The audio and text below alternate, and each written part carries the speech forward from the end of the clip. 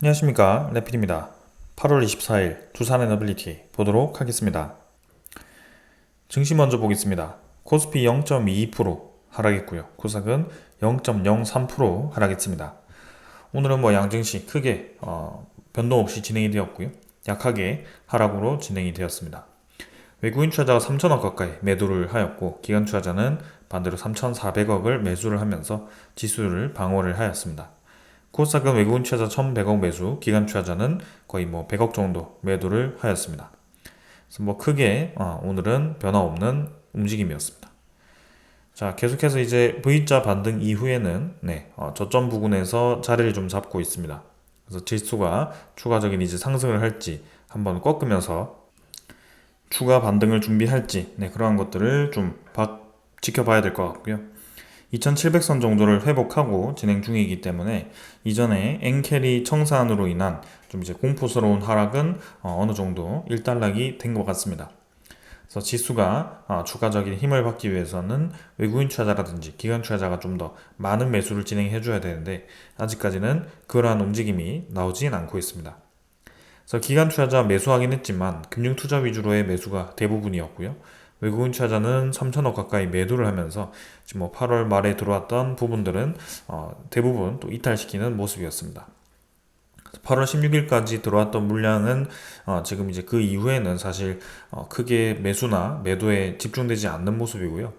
지금도 매수 매도 합계를 해보면 거의 0에 가까울 정도로 외국인 투자자는 크게 무게를 잡지 않고 중간을 유지를 하고 있습니다.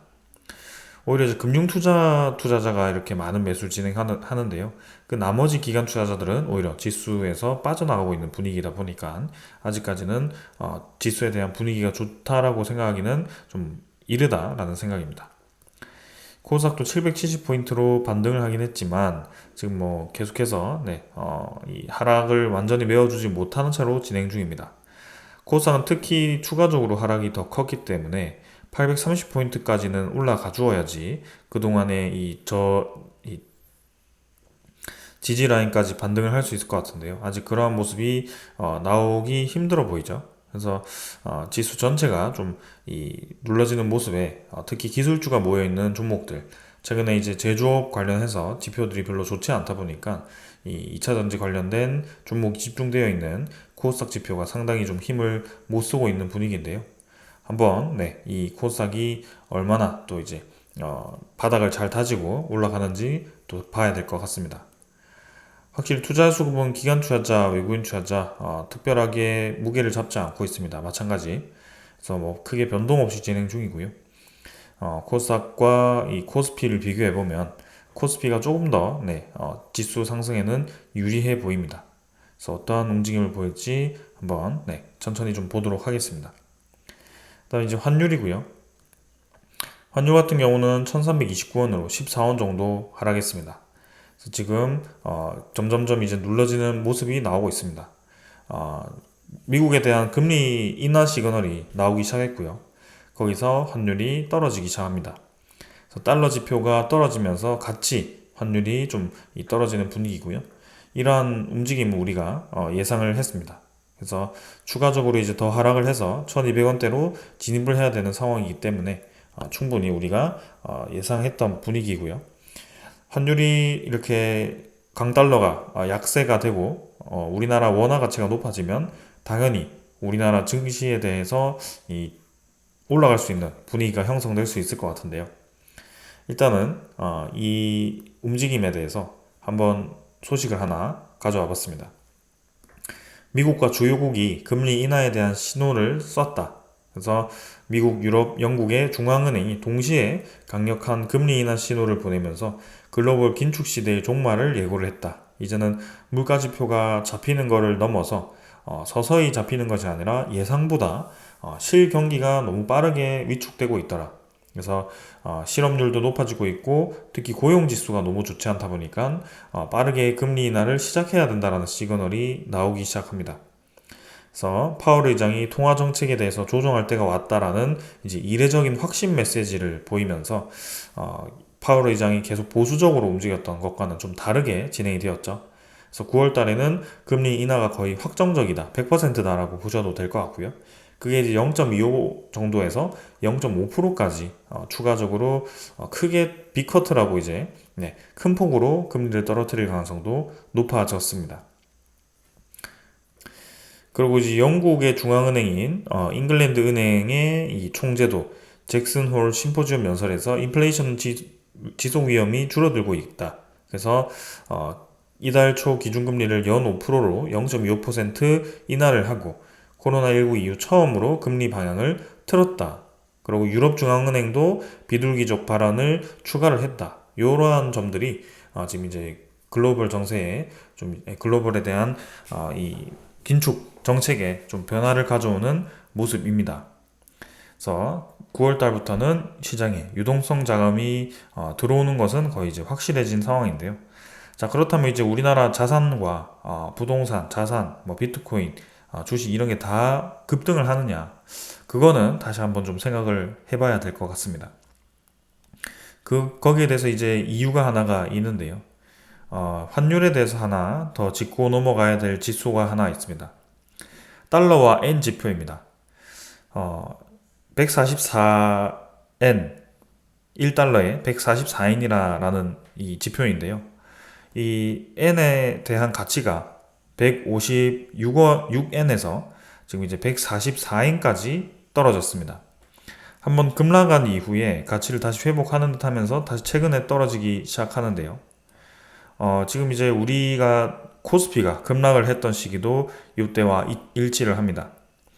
그 지금 엔화에 대한 가치 급락에 대한 시그널과 지금 이 144엔은 상당히 근접해 있다라고 볼 수가 있는데요. 물론 이제 이렇게 아주 급격하게 떨어지는 속도와 천천히 이제 계단식으로 떨어지는 속도는 좀 다르긴 합니다만 엔화에 대한 가치가 상대적으로 높아지고 있다. 왜냐? 달러에 대한 강세가 이제 약세로 바뀌고 있기 때문이다.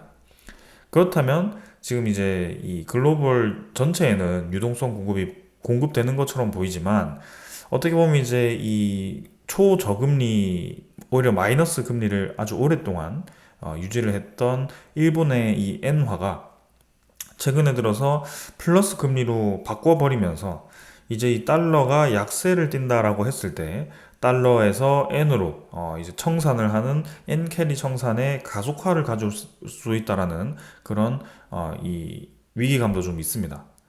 그래서 무조건 유동성 자금이 들어온다라고 또 보기도 애매한 그런 상황이거든요.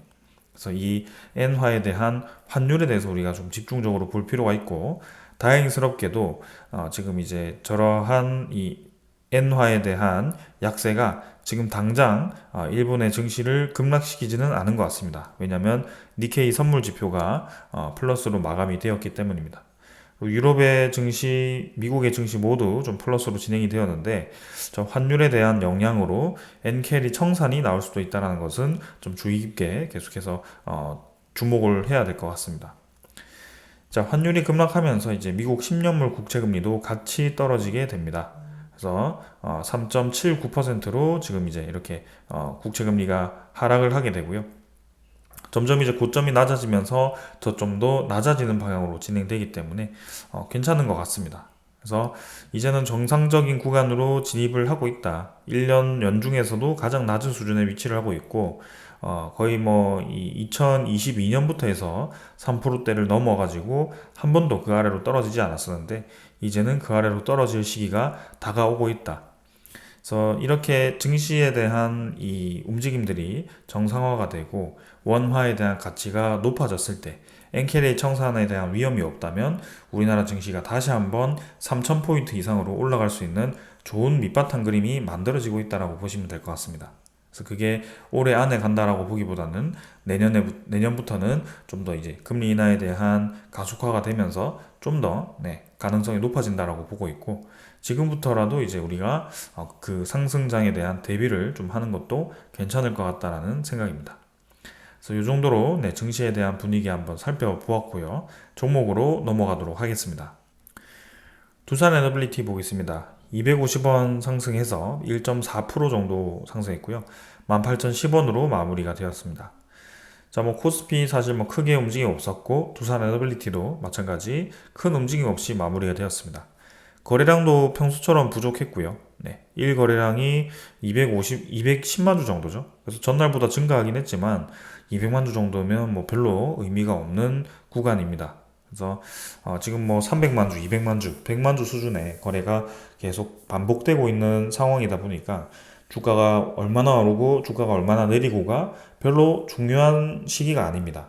지금은 뭐 이랬든 저랬든 계속해서 이 근처를 움직이는구나 정도만 보시면 될 것 같고요. 정말 이제 올라간다라고 했을 때는 좀 더 강한 힘의 이 거래가 붙으면서 위로 치고 나가는 그림이 나와줘야 된다.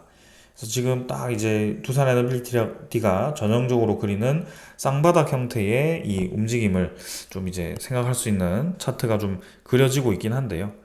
다음 주라든지 다다음 주에 이 관련된 뭐 그런 소식들이 하나가 나오면서 주가에 움직임을 줄지 한번 보도록 하겠습니다. 일단 거시적인 증시 움직임에서는 금리 인하가 우리의 예상보다 조금 더 가속화될 수도 있다. 근데 아까 말씀드렸다시피 지금 이제 엔화에 대한 변수가 있기 때문에 이제는 마이너스 금리에서 플러스 금리로 전환된 상황에서 달러에 대한 가치가 급속하게 떨어졌을 때 오히려 엔화가 나가 있던 그 돈들이 달러를 청산하고 엔화로 다시 돌아오는 일본으로 다시 돌아오는 그 엔캐리 청산이 나타났을 때 전체적인 증시 하락이 있을 수 있다. 특히 니케이 지표와 코스피 지표가 크게 하락을 했었기 때문에 그 두 지표에 대해서 조금 경계를 할 필요가 있다. 근데 그런 게 나타나지 않는 선이라면 전체적으로 글로벌 증시에 유동성 자금이 공급되는 입장, 원화에 대한 가치가 높아지는 입장은 나쁘지 않아 보인다라는 생각입니다. 그래서 어떻게 흘러가는지 일단 글로벌 증시 한번 봐야 될 것 같고요. 전체적인 분위기는 나쁘지는 않다. 일단 두산 에너빌리티만의 또 이제 상승 소스가 나오는 것도 중요하긴 하겠습니다. 외국인 투자자는 뭐 10만 주 정도 매수했고요. 기관 투자자 5만 1000주 매수하면서 양매수 진행되었는데요. 금융 투자 뭐 조금 14,000주 매수, 나머지 16,000주, 2,400주, 네, 크게 뭐 최근에는 의미 없는 거래량들, 연기금 투자자도 58,000주 매수했는데 별로 네, 최근에는 크게 움직임이 없습니다. 그래서 지금은 네, 수급과 차트, 거래량 뭐 이런 모든 지표들이 별로 의미가 없기에 움직이고 있기 때문에 가볍게 계속 네, 보고 넘어가도록 하고 있습니다. 자, 그래서 우리가 중요한 것은 거래가 언제 터지는지, 그리고 거기에 맞는 명분이 언제 주어지는지 그런 것들을 계속 체크를 하면 된다. 그리고 이제 이 공매도 잔고는 117만 주 정도로 전날보다 조금 더 감소를 했고요. 꾸준히 줄어드는 이 추세는 유지하고 있습니다. 그래서 다행스럽게도 이 공매도 잔고가 더 이상 늘어나지 않고 있다는 점에서 네, 괜찮은 것 같고요. 추가적인 이제 공매도 상환이 진행될지는 한번 계속해서 체크를 해보겠습니다. 자, 그 다음에 이제 이 대차 잔고도 한번 같이 살펴보겠습니다. 최근에 이제 공매도 잔고도 꾸준히 줄고 있고 대차 잔고도 크게 늘어나지 않고 오히려 이제 조금 줄어드는 추세였는데요. 지금 이제 조금 늘어나면서 1259만 주 정도로 진행되었는데 사실 뭐 1200만 주 정도면 연중에 가장 낮은 수준에 위치하고 있기 때문에 저는 괜찮다라고 생각이 듭니다. 그래서 지금은 대차도 그렇고 공매도도 그렇고 일반 거래도 그렇고 모두 다 좀 이제 감소해 있는 상태이고 수렴 구간에 지금 지정이 되었는데 여기서 한번 움직임을 위한 소식이 좀 나올 때가 되었다. 한번 기다려보자라는 생각입니다. 다음 거래원은 마찬가지 크게 눈에 띄는 수가 없었고요. JP모건이 조금 매수했지만 네, 거래량 전체가 거의 없었기 때문에 크게 의미 없었고요. 외국인 추적 물량은 12만 주 매수해서 20만 주로 좀 늘긴 했지만 마찬가지 매수 매도 최근에는 반복하고 있기 때문에 별로 의미 없습니다. 그래서 21.26% 정도로 이 잔고는 그죠? 보유율은 유지를 하고 있습니다. 자, 그래서 이 차트는 이 정도로 한번 살펴보았고요. 이제 오늘 준비한 소식들을 좀 말씀드리도록 하겠습니다. 자, 일단 오늘 갑작스럽게 이제 웨스팅하우스 관련한 소식들이 좀 도배가 되기 시작하더라고요. 그래서 기사들이 좀 많이 나왔는데요.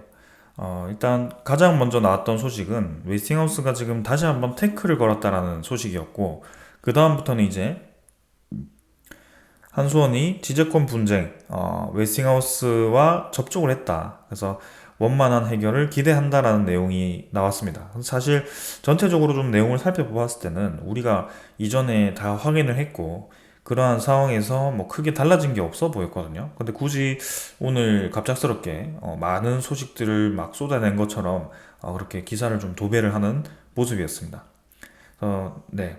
특별하게 뭐 더 나온 소식도 없어 보였는데요. 오늘 갑작스럽게 이렇게 소식을 뿌린 이유가 무엇인지는 조금 생각을 해봐야 될 것 같습니다. 그러나 뭐 내용 살펴보시면 우리가 알고 있는 내용과 거의 동일합니다. 2주 전 정도인가요? 네, 산업통상자원부 장관과 한수원 사장과 그다음에 원전 국장 쪽이 이렇게 다 나가가지고 미국의 고위급 에너지부 장관들과 그다음에 웨스팅하우스의 인사들과 만나고 왔습니다. 그게 이제 미팅이 갑작스럽게 잡혀서 간 거고 거기에 갔다 와서 이제 브리핑에 대한 내용에는 사실 웨스팅하우스에 어떤 내용을 협의하고 있다라는 내용보다는 그냥 포괄적인 미국과의 우리나라와의 그런 무탄소 에너지에 대한 협력 정도만 언급을 했었습니다. 그래서 원만하게 합의가 되지 않았나 아니면 합의되는 과정에서 조금 아직은 확실하지 않은 상황에서 조금 이 정보를 감추는 것인가 뭐 그 정도 이제 추측을 하고 있었고요. 근데 오늘은 사실 뭐 그 이상으로 소식이 나온 것 같지는 않습니다. 그래서 아직까지도 웨스팅하우스가 이 소송에 대해서 합의를 해주지 않고 있다. 그래서 다음 달에 이제 우리나라 대통령이 가는데 그 전에 일단 웨스팅하우스에 대한 합의가 좀 필요하다. 네. 그리고 내년 3월까지는 합의가 필요해서 수출 신고를 해야 된다. 그래서 에너지부 쪽에 수출 신고를 해야 되는데 그게 우리나라 입장에서는 압박이다. 네, 이러한 내용이었던 것 같습니다. 그래서 오늘 뭐 대통령실까지도 직접 해명을 하는 모습이었고요. 여러 경로를 통해서 미국 정부와 긴밀하게 논의 중이다, 협력 중이다라는 얘기를 했습니다. 그래서 사실 뭐 우리가 좀 의미 있게 알아들을 만한 그런 소식은 없었고요. 산업통상자원부 장관도 계속해서 뭐 90% 이상 구분 응선을 넘었다. 곧 이제 소식이 나올 거다. 이 정도만 이제 언급을 했었기 때문에 지금으로서는 우리가 어떻게 이 합의가 진행되고 어떤 안건으로 웨스팅하우스와 마지막 이 합의를 위해서 정보가 오가고 있는지도 예상하기는 좀 어려운 상황입니다. 일단은 뭐 내년 3월까지는 무조건 해결을 해야 되는 그런 상황이고요. 사실상 이제 이러한 여러 가지 추측을 다 제외하고 서로의 이제 실리를 따졌을 때 미국이 우리나라를 수출을 금지시키고 본인들이 이득을 얻는 게 있을까부터 이제 질문을 하면 사실은 여러분들이 생각하시더라도 없을 겁니다. 왜냐하면 지금 미국은 제조 기술이 없기 때문입니다. 원전에 대한 제조 기술력이 부족하기 때문에 자국 내에 이제 원자력 발전을 급격히 늘리기 위해서 2050년까지 3배까지 늘린다. 그다음에 SMR에 대한 확대, 그다음에 전 세계적으로 이 원자력 발전에 대한 수요가 다시 늘어나고 있다라는 추세를 보았을 때는 이 미국 입장에서는 제조 기술이 필요할 수밖에 없습니다. 그렇다고 지금부터 다시 미국이 제조 기술을 확보하기 위한 움직임을 가질 수 있느냐? 그것도 쉽지 않아 보입니다. 사실상 미국이라는 국가는 지금 제조업 입장에서는 디스플레이, 반도체, 2차 전지, 그 다음에 자동차, 이런 모든 품목에서 제조 기술이 사실 좋아 보이지는 않습니다. GE 일렉트릭 정도, 미국의 이제 터빈 관련된 그런 기업들이 좀 이제 기술력이 있고요. 그 나머지 제조 기술 입장에서는 크게 지금 미국 내에서 제조 기술이 뛰어난 이 업체는 없는 것 같습니다. 그렇기 때문에 이 산업 특성상 지금 이제 최대 지금 미국이 견제하고 있는 국가가 중국이죠. 그래서 중국의 제조 기술이 굉장히 또 뛰어나기 때문에 우리나라의 최전방의 경쟁 국가이기 때문에 이 대립 중에서 대안으로 찾는 것이 지금 한국이 될 수밖에 없는 거고요. 특히 또 이 핵 기술에 있어서는 중국과 러시아 쪽이 굉장히 앞으로 진보해 있습니다. 그래서 그 핵을 견제를 하면서 핵 에너지를 이제 주도권을 다시 가져오려고 하니 이 제조를 좀 잘하는 이 한국이 필요하다 이거죠. 그래서 프랑스 쪽은 오히려 이제 중국과 좀 밀접하게 연결이 되는 그런 모습, 그리고 특히 EDF도 이 러시아의 로사톰과 좀 연결되는 모습을 보면은 사실 미국 웨스팅하우스와 프랑스 EDF가 긴밀하게 협력하기는 좀 어려워 보이는 구조입니다. 그래서 우리나라 한국의 일찌감치 2022년에 찾아와서 이 제조 기술에 대한 협의를 하기 위해 웨스팅하우스 사장단이 왔었습니다. 근데 그때 이제 기선 제압을 하기 위해 방문을 했던 것 같고요. 수주를 하되 우리가 수주를 하고 너네들은 우리가 수주한 물량에 대해서 이런 이 2차적인 제조 기술력을 제공해라.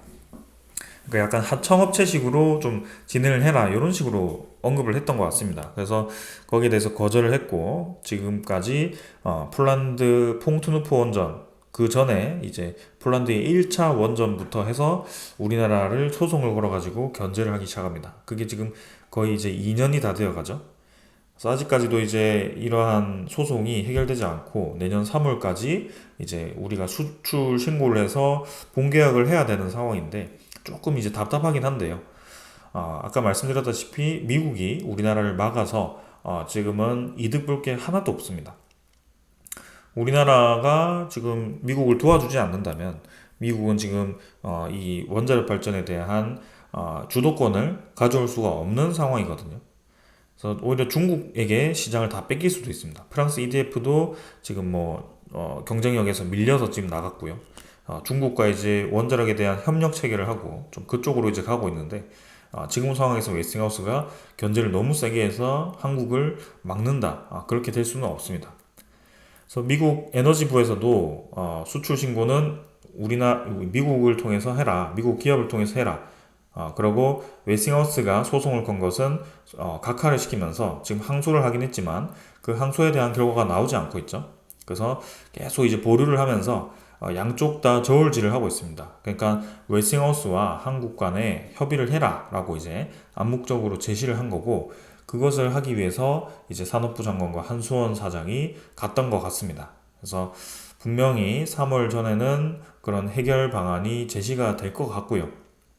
로열티를 지급을 하든 아니면 일부 기자재를 웨스팅하우스에 또 발주를 하든 그런 식으로 진행이 될 것 같습니다. 근데 구부 능선을 넘었다라고 표현을 한 만큼 산업부 장관이 뭔가 그게 허풍이 아니라면 마지막 이제 하나 정도가 남았다라고 보시면 될 것 같고 그게 그 하나가 무엇일지는 좀 잘 모르겠습니다. 근데 조금 인내심 있게 기다려 보면 될 것 같고요.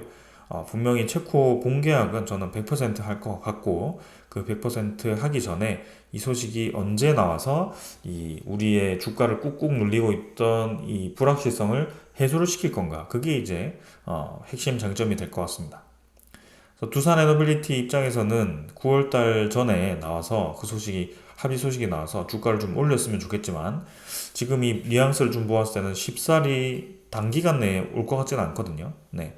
지금 내년 3월까지 주기적으로 미팅을 해서 좀 해결을 하겠다라고 또 제시를 한 것이기 때문에 일단 좀 천천히 한번 기다려 봐야 될 것 같습니다. 그래서 웨스팅하우스도 지금 우리나라가 내년 3월까지 본계약을 해야 된다라는 그 전에 이제 합의를 해야 된다라는 그 상황을 이용해서 점점 더 본인들에게 유리하게 압박을 하는 것 같기도 하고요. 네. 본인들도 사실 아직까지 겉으로는 이제 수주했던 것처럼 보이지만 웨스팅하우스가 지금 파산하고 캐나다의 브룩필드로 넘어간 이후부터 사실 웨스팅하우스가 그렇다 할 실적을 못 내고 있거든요. 네. 그래서 폴란드 수주하고 우크라이나 수주하고 그다음에 저기 불가리아 수주를 해도 사실 지금 그 수주를 함으로써 본인들이 얻은 이 매출과 영업이익이 하나도 없습니다. 아직. 왜냐하면 공사가 시작도 되지 않았거든요. 그래서 점점 더 이제 그 사모펀드 입장에서는 웨스팅하우스의 실적이 압박이 될 거고 그 본인들의 몸값이 비싸긴 한데 그것을 살만한 이 투자자들도 없는 것 같고 그래서 그거를 지금 계속해서 고민을 할 것 같고 결국에는 압박을 해서 로열티를 받아내자 이런 심보가 아닌가. 그래서 우리나라 입장에서는 선택을 해야 될 것 같습니다. 아예 그냥 웨스팅하우스를 사오던가 아니면은 적절하게 로열티를 줘버리고 이 많은 시장에 참여를 해서 당장은 이제 손해를 보는 것처럼 보이더라도 결국에는 큰 이득을 볼 수 있는 그런 상황을 좀 만들어가는 게 어떨까. 그래서 그러한 상황 속에 이제 좀 잘 협의를 하고 있을 거라고 생각하고 좀 믿고 기다려 보도록 하겠습니다. 자, 9월 달에 그래서 우리나라 대통령과 각 재계 인사들, 두산 에너빌리티 회장도 같이 가는 것 같습니다. 근데 뭐 사실 폴란드 원전도 그렇고, 네, 그 이전에 이 UAE도 그렇고, 사실 뭐 사우디도 그렇고, 사실 뭐 다 이제 모이는 자리에서 특별하게 우리에게 유리한 소식이 들려오지는 않았던 것 같습니다. 그냥 좀 포괄적인 내용들이 언급이 될 뿐이고요. 그래서 사실 9월 달에 그때 뭐 다 모여가지고 체코의 원전에 본계약을 한다라든지 뭐 두산 에너빌리티에 엄청난 호재가 나온다라든지 그러지는 않을 것 같습니다. 그러나 본계약에 한 단계 더 다가가기 위한 조치는 있을 것 같고요. 그 이제 공식적인 자리 전에 이제 웨스팅하우스 합의와 같은 그런 좀 이제 이 상징적인 의미의 소식이 있으면 어떨까라는 그런 생각을 좀 하고 있습니다. 그래서 한번 네, 천천히 한번 기다려 보겠습니다. 이제 뭐 한 주 있으면 또 이제 8월 끝나고요. 곧 이제 9월 달 들어가서 추석 지나고 나면 뭐 10월입니다. 그래서 10월, 11월, 12월, 1월, 2월, 3월이면 뭐 거의 다 왔죠. 그래서 크게 우리가 조바심 낼 필요는 없어 보입니다. 오히려 전체적인 시장 상황은 미국의 9월 달에 금리 인하를 함으로써 전반적인 시장에 대한 유동성 공급이 또 시작될 걸로 예상이 되기 때문에 나쁘지는 않습니다. 그래서 기다려 볼 만하다. 근데 이제 이 합병에 대한 이슈가 어떻게 될지도 또 하나의 머리 아픈 소스 중에 하나입니다. 제가 이제 어제까지 좀 이제 금감원에서 반대를 해야 된다라고 얘기를 했었는데 그게 좀 정보를 수정해야 될 것 같습니다. 두산 에너빌리티의 이 합병 정정 신고서의 효력은 28일부터입니다. 그래서 28일까지 금감원이 두산 에너빌리티 그리고 두산그룹의 정정 신고서를 요구를 하느냐 마느냐. 그러니까 다음 주 월화수 정도에 결정이 되겠네요. 그래서 어떻게 될지 한번 기다려 보도록 하겠습니다. 분명히 금감원 이 원장은 굉장히 이제 불편해하고 있고 최근에 국민연금의 움직임도 보면 SK 합병에 대해서 부정적으로 얘기를 하고 있고 네. 그래서 별로 좋아 보이지 않는 상황에서 자 어떻게 진행을 할지 다음 주도 한번 지켜보겠습니다. 자, 그리고 갑작스럽게 이제 슬로바키아 총리가 한국을 방문한다라는 소식이 들려왔습니다.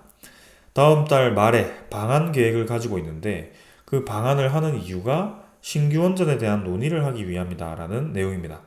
그래서 슬로바키아 총리가 내달 말 한국을 방문해서 자국의 신규 원전 건설 계획 등에 관해 우리 정부와 논의를 할 거다. 그래서 슬로바키아 뉴스통신사 TASR이 보도를 했습니다. 그래서 이번 방한 계획이 원전 협력과 관련이 있을 거고 이제 피초 총리는 지난 5월 부처 장관들에게 오는 10월까지 신규 원전 건설 계획을 하라라는 지시를 했었습니다. 그래서 지속해서 증가하는 전력 수요에 대응하기 위해서 이제 이 원전 단지에 1200메가와트급 신규 원전을 짓겠다라는 게 슬로바키아 계획인데요. 이 1200메가와트급이면 이번엔 체코 모델과 동일한 모델입니다.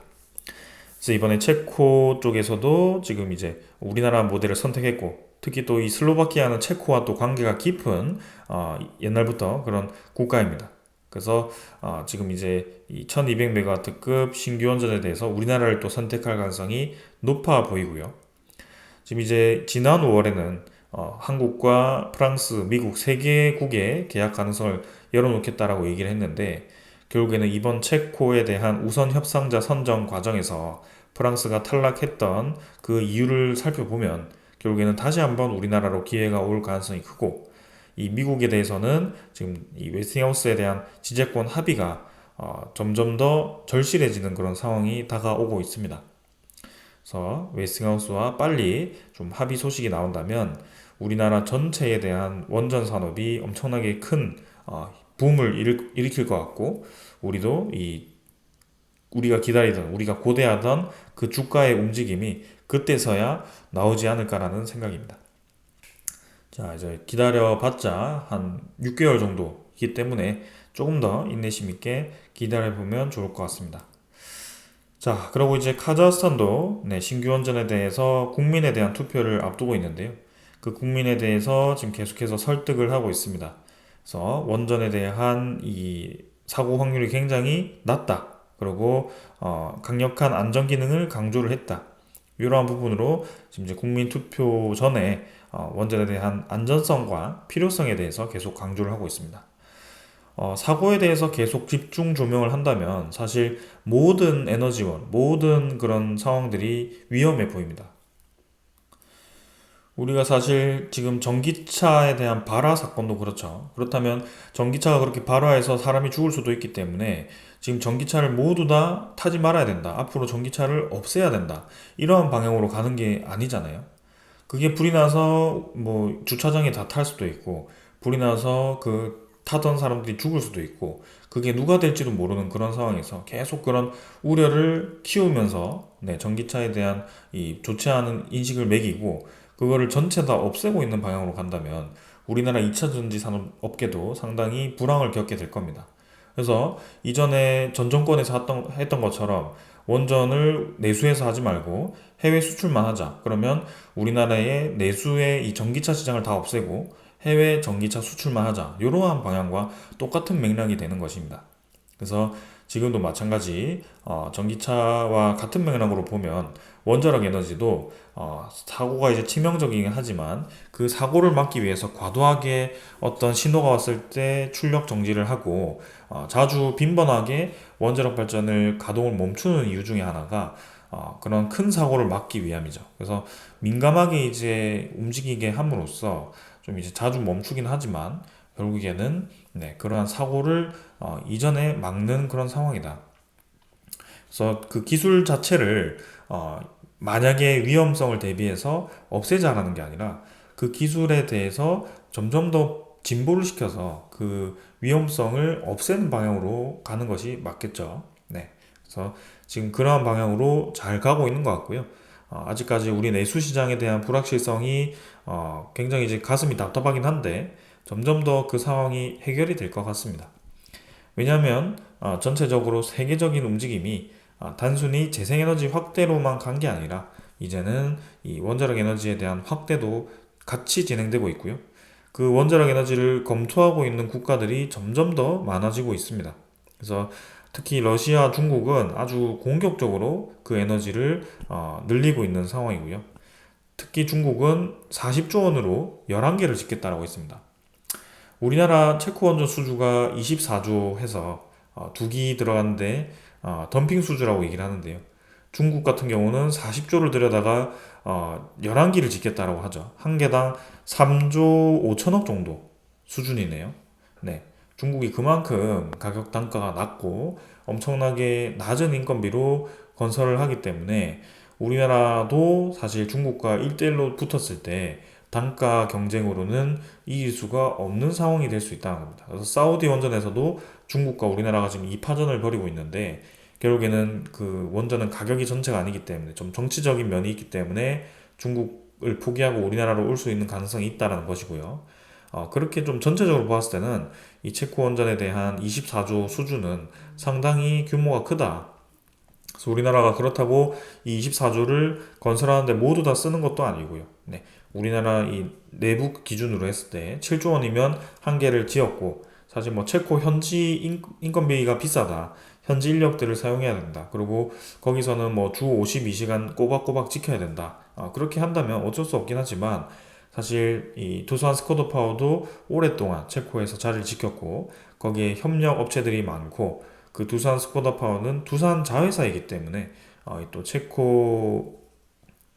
꼭 체코 인건비가 비싸고 이 원자력에 대해서 전혀 이해하지 못한 그런 인력들이 투입이 되어서 프로젝트가 엄청나게 뭐 기간이 길어진다 이러한 것들은 모두 다 최악의 상황일 때의 예상인 것이죠. 그러니까 계속 이런 이 목표에 대해서 폄하를 하기만 하면 사실 뭐 점점 더 논리가 부족해지고 계속 이제 네거티브적으로만 접근한다. 특히 이 원자력 에너지에 대해서 기술을 이해하고 기술을 확대시키는 사람이 그렇게 비판을 했다면 좀 받아들이겠지만 이 기술에 대해서도 잘 모르고 이 필요성에 대해서 계속 필요 없다 그러고 무조건 재생에너지만 늘리자고 하는 사람들이 이 계속 덤핑이라고 얘기를 해버리니 그게 신뢰성이 있겠습니까? 네, 그래서 좀 그런 식이다. 아무튼 좀 이제 전체적으로 시장을 보았을 때는 세계적으로는 원전 에너지가 늘어나는 방향은 맞고 거기에 재생에너지도 같이 섞여 있는 방향이고 지금 이제 체코 원전 수주로 인해서 슬로바키아라든지 그런 제2의 폴란드라든지 그런 이 타국가의 원전 수주에 우리나라 영향력이 점점 커지고 있는 것 같다. 그래서 지금 웨스팅하우스에 대한 지재권 분쟁에 대한 소스가 오늘 나왔는데, 그거는 미국 입장에서도 우리나라를 계속 압박해서 수출을 금지시킬 이유가 없기 때문에 결국에는 내년 3월 전에는 적절하게 합의를 할 수밖에 없다. 근데 웨스팅하우스는 우리나라의 그런 조급함을 활용해서 계속 압박을 하고 있는데, 우리 주주들 입장에서는 이 주가가 이제 언제 오르냐가 중요한데, 결국에는 웨스팅하우스에 대한 합의가 되는 그 시점에 좀 이제 주가가 올라가지 않을까 싶습니다. 그래서 이전에 나왔던 게 아마 로열티 2천억씩 해라 라는 것인데, 우리나라 국가적인 차원에서 펀드를 조성해서 이 2천억씩 주는 게 맞느냐, 아니면 각 기업들 힘을 합쳐서 아예 웨스팅하우스를 캐나다 사모펀드로부터 51%에 대한 지분을 사오는 게 맞느냐, 그런 것들을 좀 진지하게 고민해 볼 필요가 있지 않나라는 생각입니다.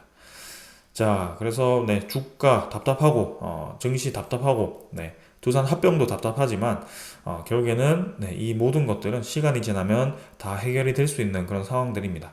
그래서 우리가 바라보고 있는 그 목표는 아직까지도 동일하고요. 거기에 대해서 흔들리지 말고 가면 될 것 같습니다. 자, 오늘 여기까지 하고 마무리하도록 하겠습니다. 감사합니다.